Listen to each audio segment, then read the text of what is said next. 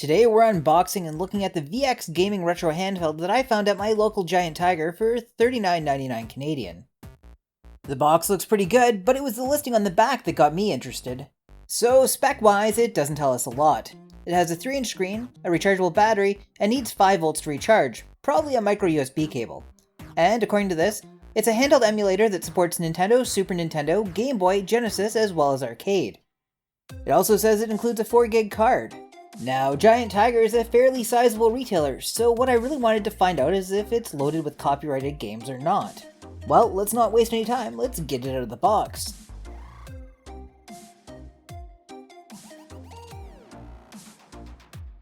So, we have a set of AV cables to connect it to a TV, and as I suspected, a micro USB cable for charging.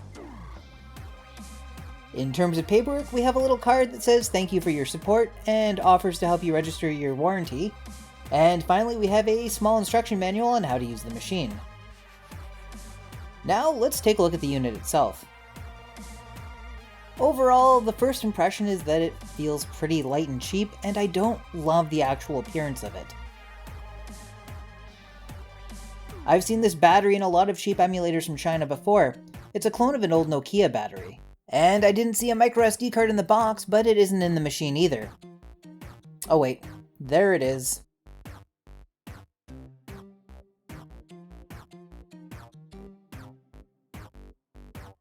Okay, let's start it up and see how it plays. And starting with the original NES, the answer is not good.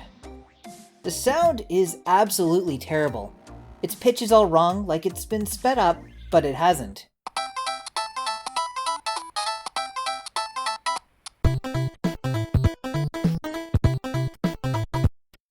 In terms of extra features, it's pretty light. It does have a single save state per game, but that's about it for extra features. Moving on to Game Boy Advance, the speed of the emulation isn't perfect, but it's not terrible. What is terrible, however, is the reversing of the A and B buttons from the original layout, and there's no way to remap it, so you'll be fighting your muscle memory every step of the way. And speaking of controls, they feel terrible. The so-called analog stick doesn't rock like a traditional one. Instead, it slides around in a circle. So while you'll want to tilt it from direction to direction, that won't be what happens. The buttons are hard and plasticky and feel pretty rough against the fingers. Honestly, they're also too small to provide a good experience. Compared to a Game Boy Color, which is pretty close to the same physical size, you can see how the buttons are nearly half of that. The entire thing just feels too cramped in the hands. It's also going to be hard to convey how bad the screen is on this. For some reason, the best viewing angle isn't dead on, it's from the sides, and it's just awkward to look at. The Genesis emulation is decent enough, although I have noticed that all the emulators feel like they've got frame skip turned on to keep up, which they probably do to compensate for underpowered hardware. Super Nintendo emulation seems better, at least from the audio side.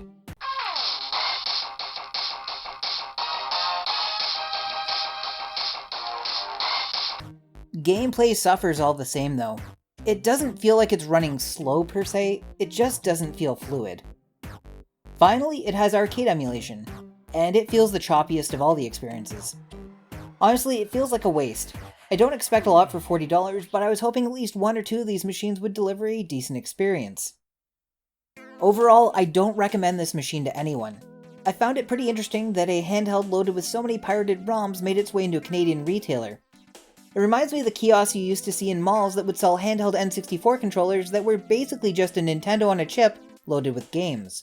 For your money, take a look around out there. There are plenty of better experiences to be had for around the same price. Thanks to my Patreon supporters for helping fuel these terrible impulse purchases. Get ready for more project videos heading your way over the next coming weeks and months, and until then, stay creative.